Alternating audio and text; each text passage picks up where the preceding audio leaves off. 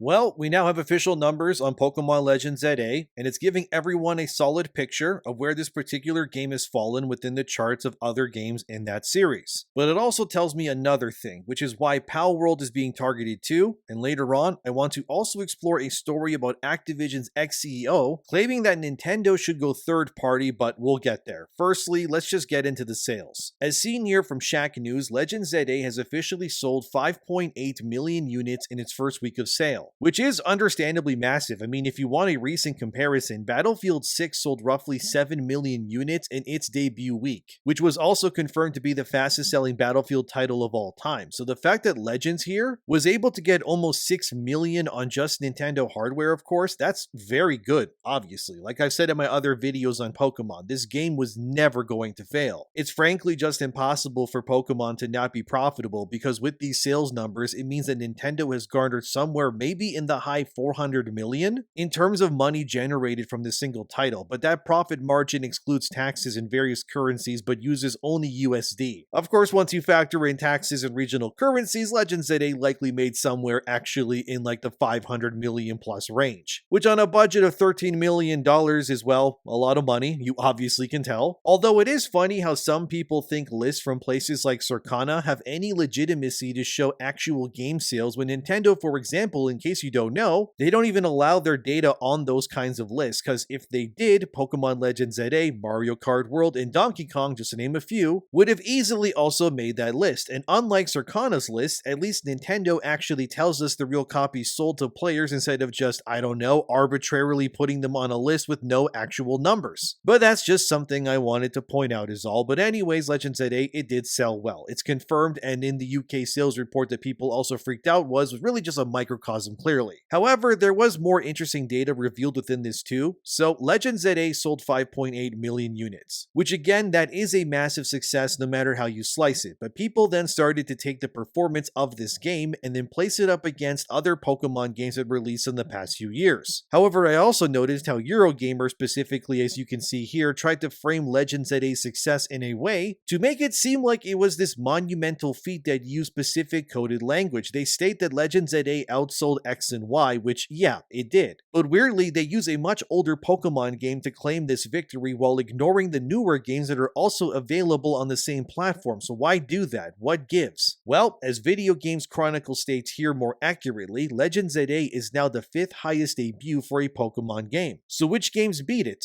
Well, basically anything else available on Switch 1 or 2 pretty much. The Diamond and Pearl remakes hit 6 million in a week. Sword and Shield was able to get to 6 million in a week as well, only on Switch 1 by the way, whereas ZA had Switch 1 and 2 for comparison. Interestingly so though, Legends Arceus was able to hit 6.5 million copies sold in a single week when it debuted in 2022 on the Nintendo Switch. And it obviously didn't have the Switch 2 to piggyback further sales on, but the current highest selling Pokemon game in a week is still Scarlet and Violet, which hit a massive 10 million units sold, which was absolutely crazy, but nothing Pokemon-wise has been able to reach that level of hype. Until maybe, of course, the next official generation, but we'll see that in the future, of course. That being said, in terms of the Pokemon series on the Nintendo Switch 1 and 2, Legends ZA has officially sold the least amount of copies on Nintendo's dual hardware of the past almost 10 years. Of course, again, I'm not saying it's a flop, far from it, but still, it is interesting, don't you think? That ZA wasn't able to, eclipse the sales of the Diamond remakes even, or even Arceus. I mean, despite having objectively far more consoles in the wild to also pull from. As I said in my previous video on this, when Arceus came out, Nintendo had a total of 107 million Switches, give or take, sold to customers by March 31st, 2022. So out of that 107 million, they got 6.5 million copies of Arceus in a single week, which is, yes, objectively great.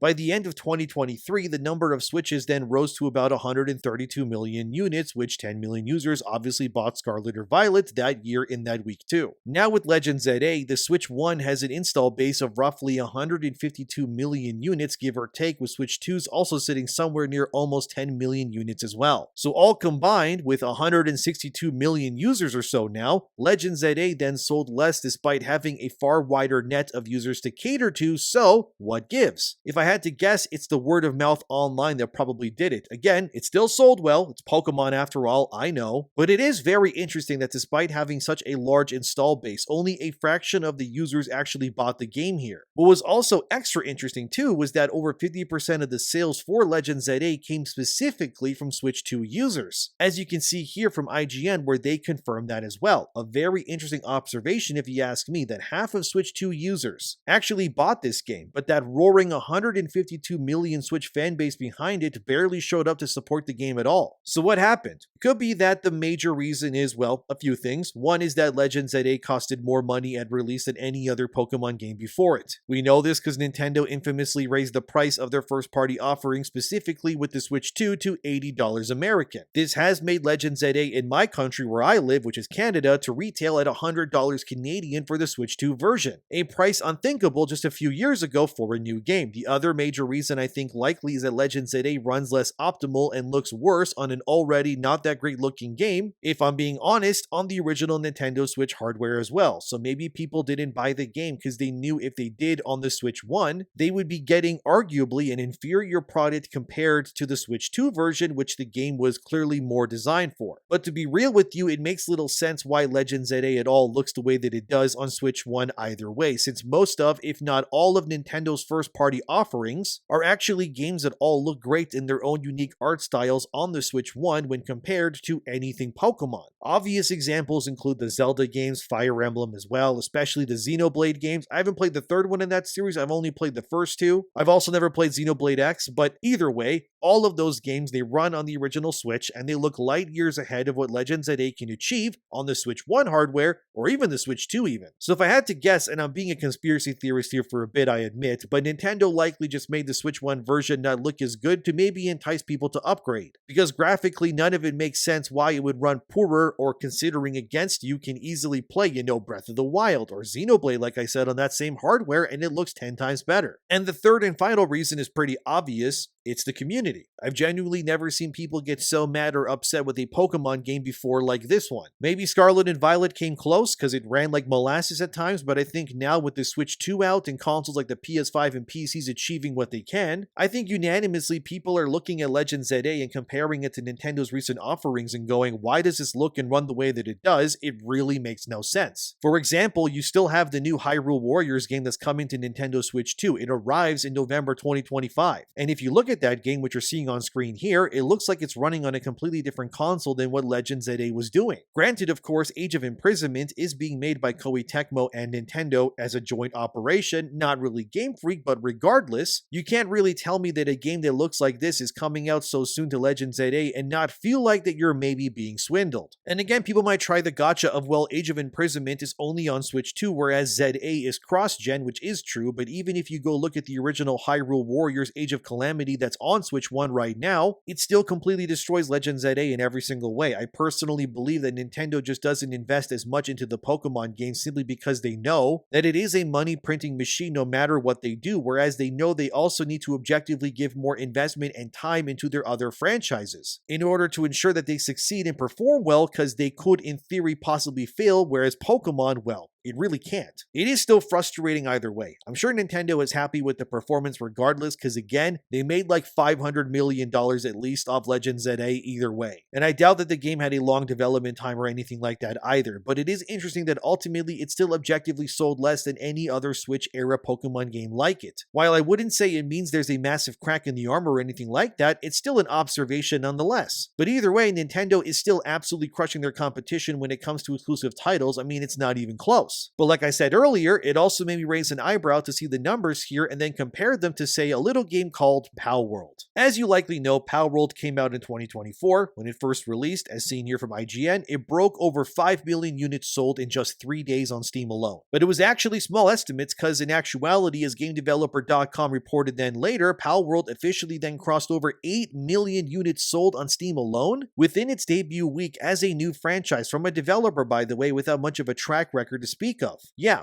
no wonder Nintendo wants Palworld gone and erased from existence, because Palworld was able to hit over 2 million concurrent players on Steam alone. But it gets frankly more concerning for Nintendo, because there was an update just this September 2025 on Palworld's lifetime sales. So how high do you think it is? 10 million? Maybe 15? The actual number, as Game 3 reports here, Palworld has sold 25 million units as of just last month, when this video was being published, of course. Like, that is astronomical. It means that Palworld has reached Elden Ring numbers, which is, yes, incredible. By the way, Legends Arceus' lifetime sales, that puts it just under 15 million units. The only Pokemon game, from what I can tell, that has beaten Palworld, at least in this generation, is Pokemon Violet and Scarlet, which currently sits at around 26 million units sold so far. But even then, the fact that Pocket Pair's debut Palworld game effectively outsold almost every single Pokemon game around it, that is pretty impressive. I think we can all agree. Alinea Analytics was able to get actual raw numbers on Palworld recently too, as you can see here, and yeah,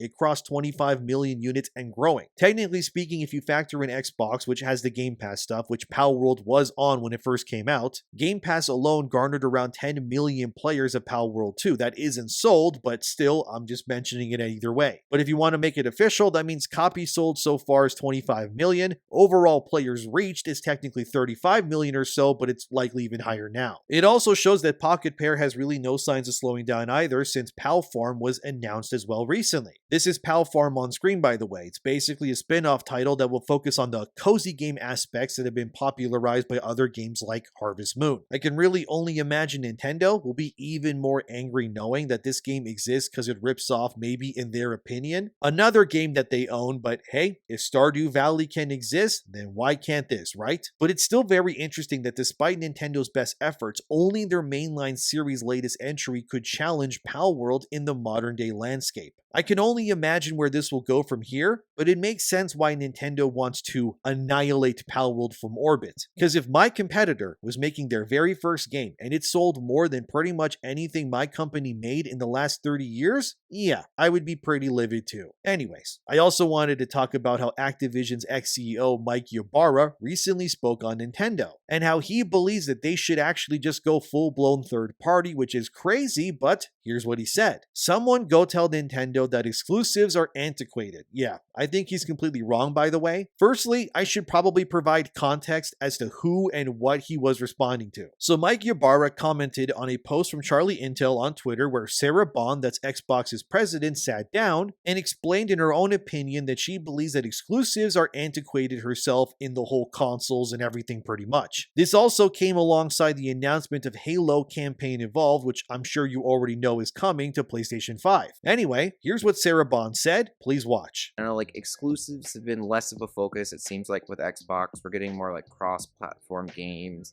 Where do like big blockbuster, exclusives fit into this, if at all? Or is it kind of evolving past that place? We're really seeing people evolve way past that. Like, the biggest games in the world are available everywhere. Yeah. You look at Call of Duty, you look at Minecraft, you look at Fortnite, you look at Roblox. Like, that's actually what's really driving community in gaming. That's where people gather, they have experiences. And the idea of locking it to one store or one device is antiquated for most people. You want to be able to play with your friends anywhere, regardless of what they're on. And we're really leaning into that with this experience because it just opens up another way for you to play. As does cloud, as does PC, as does the consoles that we all own and have in our living room. So it's really telling that the people running Xbox, they looked at their games and went, yeah, exclusives don't really matter, right guys? Aren't we right? When in actuality, the only people who say that exclusives don't actually matter are the ones who weren't, let's be real, making any exclusives that were worth buying their console for anyways in the first place. Like Halo, let's be honest, that's been on life support for years. Same with Gears and more. And with Ybarra claiming that Nintendo should abolish exclusives in general, it just comes off as tone deaf to me. Especially since this guy ran games like Call of Duty of all things for a few years. Which, by the way, funny that he would say that, because if I remember correctly, didn't Activision have a deal with Nintendo that every Call of Duty game would land on Nintendo Switch, and that still hasn't really happened yet, even though they signed that deal? But anyways, I think Nintendo's current strategy actually is clearly working for them. They already have more actual exclusive titles on the Switch 2 than, say, the PS5. Despite only debuting not even 6 months ago, as of this video anyways. Obviously, I started the video with Legend ZA, which sold 5.8 million units. Regardless of that being the least bought Pokemon game of the bunch available so far, it is still a mountain of cash, no really how you slice it, and arguably any of these companies would be willing to commit war crimes to get anything that is even close to those sales numbers in today's age. But the truth is that Microsoft and Sony have spent far too much money on their exclusives in terms of development development, and in Microsoft's case especially, outside of maybe Forza as a series, pretty much all of their games consistently underperform otherwise or are stuck in development hell. Like, how long has that Fable reboot been in development? Way too long already. So it's really no wonder why they believe that exclusives are now antiquated, because they haven't been able to reasonably create a winning strategy where they can actually make games that are, for one, cheaper to develop, and two, make things that people actually want to buy at release. Game Pass, obviously, has completely evaporated the majority of their goodwill already. I don't need to hammer home on that because you already know it to be true. But I guess I too would think exclusives are also antiquated if my exclusives just frankly, well, weren't selling like they used to. However, let's be real. If Microsoft's exclusives were selling like Nintendo's do consistently, their entire business strategy will be completely different than it is right now. Halo and Gears would have never came to PlayStation if their development pipeline wasn't an absolute nightmare. Look at even Sony. I said this before, but I think the PS5 is the weakest showcase of exclusive titles in their entire history as well. Everything besides pretty much Demon's Souls remake and I guess Astro Bot so far is not console exclusive. Sure, the PS5 is still selling, because let's be real, it's the only console third party wise that can reasonably run games well, because Xbox just keeps faltering and PC just keeps getting slapped around with terrible third party releases like crazy. That's not PC players' faults, that's the publishers instead. But it still needs to be said, I mean, PC has had terrible ports all the time. Monster Hunter Wilds, Jedi Survivor, Mass Effect Andromeda, Diablo 3 back in the day, Anthem, Redfall, Fallout 76, well that one's bad for everybody, but anyways, Batman Arkham Knight even notoriously ran like sludge water on PC when it released in 2015, and that's just naming a few games. So really, if you want to play third-party games and have them run reasonably well at release without sacrificing too much in like the long run, I guess, the PS5 is kind of the only alternative right now. Yet they would, in my opinion, I mean Sony, be even stronger if their exclusives were actually, great and not being ported constantly to PC. I know why they do it, because again, costs are way too high. It's as if everyone is just chasing this, everything must be graphically the best possible and the game world or whatever has to be as big as Texas mentality. But again, Legends ZA just sold almost 6 million units. Arceus sold almost 15 million units in total so far. And look at it compared to, say, God of War Ragnarok or Spider-Man 2. I'm not saying that the graphics need to be worse, but what I am saying is clearly Nintendo has cracked the code, if you will, on game development that the rest of these big industry titans have frankly they've just completely forgotten how to do it, dude. How many games that were meant to be live service that were prioritized by Sony over first-party single-player titles this generation alone? Like, how many has there been? You had that Last of Us multiplayer game, but it's dead. What about that God of War live service title at Bluepoint? Also dead. You had Concord. That one's gone. Apparently, even Fair Games is close to cancellation if it hasn't been already. A Twisted Metal live service game got canceled too. Deviation was making a live service game for Sony. Oh right, they shut that game down and canceled the entire studio while they were at it. Payback from Bungie, which was meant to be Destiny 3, right, that's canceled as well. Great. And in terms of Nintendo's current ecosystem, which encompasses the Switch 1 and 2 combined, they have so far where you can only play these games on Nintendo consoles: Pokemon Legends ZA, Legends Arceus, Scarlet and Violet, Diamond and Pearl remakes, Tears of the Kingdom, Mario Kart World, Donkey Kong Bonanza, Super Mario Odyssey, Super Mario Bros. Wonder, Xenoblade Chronicles Definitive Edition, Xenoblade Chronicles 2, Xenoblade Chronicles 3, Xenoblade Chronicles X, which is a remaster, so maybe we can't count that one, but I mean, it is still only playable on Nintendo consoles anyways, but let's keep going. The Legend of Zelda Echoes of Wisdom, Mario Party Jamboree, Fire Emblem Three Houses, and that other Fire Emblem game, I think it's called Engaged. You have Animal Crossing New Horizons, Super Smash Bros. Ultimate, Mario and Luigi Brothership, Astral Chain, Mario and Rabbids Sparks of Hope, Pokopia, Luigi's Mansion 3, Bayonetta 3, Super Mario RPG Remake, Metroid Dread, Kirby in the Forgotten Land, Kirby Air Riders, Mario and Rabbids Kingdom Battle, Breath of the Wild, Pokemon Sword and Shield, Pikmin 4, Super Mario 3D World plus Bowser's Fury, Legend of Zelda Link's Awakening, Hyrule Warriors Age of Calamity and Age of Imprisonment, Mario vs. Donkey Kong The Dusk Bloods is coming too, and there's more, but like, do I really need to keep going to prove my point? What's the point, right? I just listed more games as exclusives to Nintendo's Switch's ecosystem alone than Sony has on the PS5 and Xbox have had combined pretty much much for years at this point. And because of these exclusives, Nintendo arguably has never been stronger. It doesn't excuse them from charging an arm and a leg, I understand that, but objectively so, their games are selling and their franchises are strong. So to Mike Ybarra saying that exclusives are antiquated, that just feels wrong to me. It just sounds like something that someone who has nothing to support their claims would say in the end, really. I'm not calling him a liar, but it's very obvious that the rest of the industry is reeling in layoffs, they're scared to take risks, and everything is so expensive to make, and Nintendo is over here with frankly basically no layoffs, making all kinds of records all the time, and they're making multiple bestsellers for the price of like a single Concord. Like, think about it, guys. Legend ZA made more money in a week than the budget of Concord, which is allegedly $400 million somehow, yet they shut that game down in 2 weeks. And if we took Concord's budget, Sony could have made almost 31 Pokemon Legend ZA sized games in comparison, by the way. Like, the industry is cooked because of overspending, overpromising, and frankly under-delivering too. Maybe if Sony actually took a note out of their biggest competitor, Nintendo's hat, they too would be swimming in way more money as well. But it doesn't surprise me to see Xbox's leaders say that exclusives are antiquated when sure they have had nothing but flops besides maybe the Forza series, like I said, for years now.